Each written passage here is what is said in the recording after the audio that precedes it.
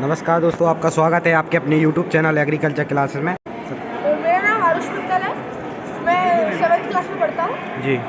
मैं यूपी सुंदरनगर के अंदर पढ़ता हूँ जी। सिंगरौली। तो मैंने एक प्रोजेक्ट बनाया है जिसके अंदर हमने जो शुगर केन का वेस्ट आता है हमारा, उससे हमने ये जो हमारा गन्ने का वेस्ट आता है इससे हमने पेपर बनाया है। इससे हमने इस टाइप का पेपर बनाया है। अब इसके अंदर जो रहता है, इसके अंदर बहुत सी चीज़ें बना सकते हैं। आप अपने चाय पी होगी, चाय के अंदर क्या यूज़ होता है? ये डिस्पोजेबल यूज़ होते हैं। डिस्पोजेबल के अंदर आपको पता नहीं होगा, एक लेयर लगी रहती है। वो कोई भी गर्म चीज़ डालेंगे वो कैंसर कॉज कर लेता है, कैंसर कॉज होता है उससे। तो पहला ये डिस्पोजेबल, वैसे डिस्पोजेबल बना सकते हैं। दूसरा पैकेजिंग, आपने फ्लिपकार्ट अमेजोन से मंगवाएंगे सामान, पैकेजिंग यूज़ होती है। अब करते क्या है, इतना अगर मुझे आर्ट एंड क्राफ्ट स्कूल में आर्ट एंड क्राफ्ट होते हैं, उसके अंदर मैं इस तरह का फूल बनाऊंगा, मैं इतना पेपर वेस्ट करूंगा। पेपर कहाँ जाएगा? डस्टबिन में, कोई काम है नहीं उसका। अब डायरी के अंदर ये डायरी भी सेम चीज़। अब इसके अंदर मैं पेड़ काट रहा हूँ, मैंने जैसे एग्जाम्पल दिया, फूल बनाऊंगा इतना पेपर वेस्ट होगा, तो ये सारा वेस्ट कहाँ जा रहा है? डस्टबिन में जा रहा है।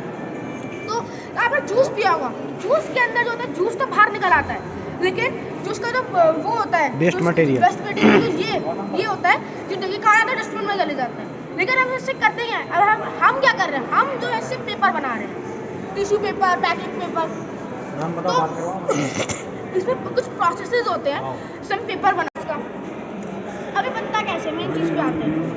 ये कचरा हमारा, ठीक है, ये आएगा जूस कॉर्नर पे जो है, तो मेन गन्ना आता है मोटा का मोटा।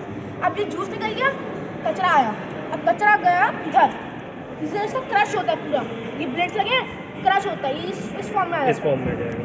फिर हम इसको इसमें डालते हैं, sodium hydroxide solution NaOH। Okay, इसमें ये केमिकल यूज होता है। ये और बारीक हो जाएगा। हाँ, बारीक नहीं होता। NaOH, हाँ बताओ बेटा। इसमें एक्चुअली ना इसमें लिग्निन होता है, एक बाइंडिंग एजेंट होता है। इसको ऐसे दिखाता हूँ, इसमें ये होता है, इसको ऐसे तोड़ेंगे, टाइम नहीं ना तोड़ने में। अब इसको अगर इसको मिक्स करेंगे, डायरेक्ट इसमें पल्प में डाल दिया मैंने, होगा ये कि बहुत क्रश होगा, टूट जाएगी मशीन। इसका मतलब लुक भी बन जाएगी। लुक भी Actually बन क्या है जाएगी, कि बिल्कुल बिल्कुल। इसमें अगर ये सेपरेट नहीं करेंगे तो ये क्या होगा कि ये इस फॉर्म में नहीं आएगा, पल्प फॉर्म में। ये गांठ तोड़ने के लिए। हाँ। मेनली इसमें एक लिग्निन होता है, दो चीज होती है, सेलुलोज लिग्निन। हमें इसमें सेलुलोज से ही होता है, लिग्निन निकालना होता है। तो लिग्निन निकालने के लिए हम ये यूज करते हैं। इसमें ये लिग्निन के बाद कचरा आ जाता है, लिग्निन है। फिर इसको कम से कम 4 घंटे रखने के बाद ये जाता है पल्प फॉर्मेशन, ये मशीन होती है। इसमें जाने के बाद ये इस फॉर्म में आ जाता है। इस फॉर्म में अब जो एक्स्ट्रा इसमें NaOH जरा होगा वो गर्म पानी के थ्रू निकल जाता है। ठीक है, अब आता है ब्लीचिंग में, सफेद करने के लिए। मतलब यही प्रोडक्ट आपका यहाँ पे गर्म पानी में जाएगा। हाँ, यहाँ पे गर्म पानी में होती है। इसके अंदर जो होता है ना, ये पानी आ रहा है, ये एक्स्ट्रा है, तो इसको एक्स्ट्रा निकल जाएगा। गुड। उसके बाद ये जाता है इसमें ब्लीचिंग इसलिए होता है मेनली, उसके अंदर क्लोरीन डलता है इसमें। जो ये वाइट हो गया, ये इस फॉर्म में आ गया। फिर इसको गर्म पानी में सेम चीज़ हुई, एक्स्ट्रा निकाल दिया। फिर स्टार्च डाला इसके अंदर, ऐसा फॉर्म में आ गया। स्टार्च डालने के बाद स्टार्च के लिए डलता है शाइनिंग के लिए स्टार्च डाला, फिर गर्म पानी में। मतलब बेसिकली 3 टाइम्स गर्म पानी में डालने की प्रोसेस। Actually गर्म पानी में इसलिए डाला जाता है कि आपकी इम्प्योरिटीज कहीं पर भी हो तो वो निकल जाए। और दूसरी बात, तो हमको वो निकलने के बाद हमको फाइननेस मिलती रहती है, वाइटनेस मिलती रहेगी। उस कंडीशंस के अंदर ये एक्चुअली बेसिक, अगर इसके पीछे केमिस्ट्री समझे तो पहले हम उसको एल्कलाइन करते हैं सोडियम हाइड्रोक्साइड NaOH से, फिर हम उसको ब्लीच से एसिडिक करते हैं, तो उसका pH जो है एसिडिक हो जाता है। अब वो pH एसिडिक होने पे हमारा पेपर नहीं बन सकता, क्योंकि उस पर क्या होता है, जो बाइंडिंग एजेंट है वो नहीं काम करेगा, एल्कलाइन में ही काम करेगा, न्यूट्रल पे काम करेगा। जो पेपर न्यूट्रल pH होता है उसको फिर दोबारा उसको हम न्यूट्रल करते हैं।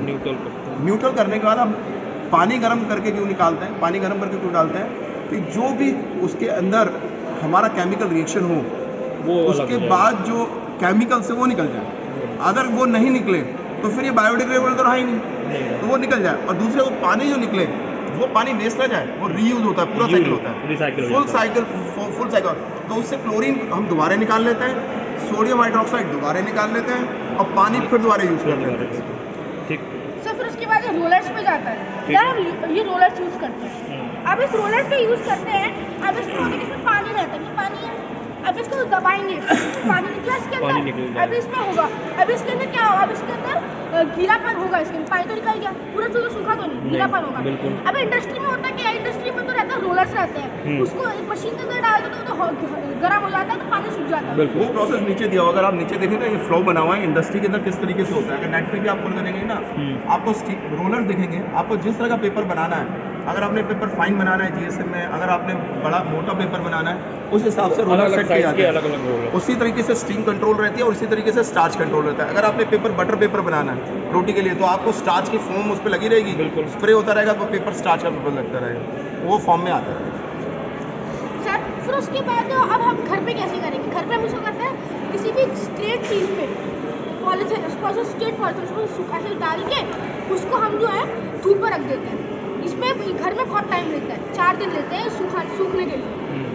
धूप में सुखाया, हमारा पेपर ऐसा बन के आ गया, पेपर बन के आ गया। सर सैंपल है,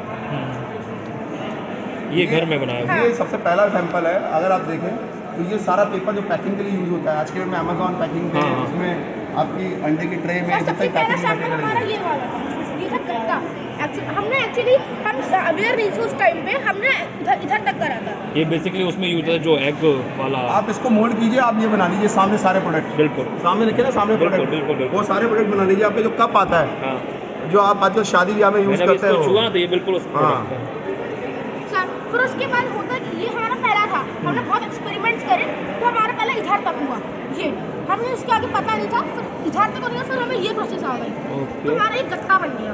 गत्ता बहुत हार्ड है। अब इसके बाद ये जो है, अब हमने फिर और एक्सपेरिमेंट्स करे, फिर ये हमारा आ गया। अब ये देखिए पेपर फॉर्म बहुत सॉफ्ट आ स्टार्च भी गया। ऐसा नहीं कोई केमिकल है। आप आलू का जो स्टार्च होता है उसको उबालिए, उसका स्टार्च निकल जाएगा, चावल उबालिए, उसका स्टार्च निकल जाएगा, that starch is used. Sir फिर उसके बाद होता क्या, आपने देखा होगा गाय जो होती है पॉलीथिन खाती रहती है, या कोई और चीज़ खाती है, कुछ भी खाती रहती है, लेकिन अगर हम उस पॉलीथिन की जगह इसको रिप्लेस कर दें तो इसमें कुछ हार्म है नहीं, बन रहा बायोडिग्रेडेबल, पूरा फुल बायोडिग्रेडेबल। सॉइल में डालेंगे, खाद बन जाएगा।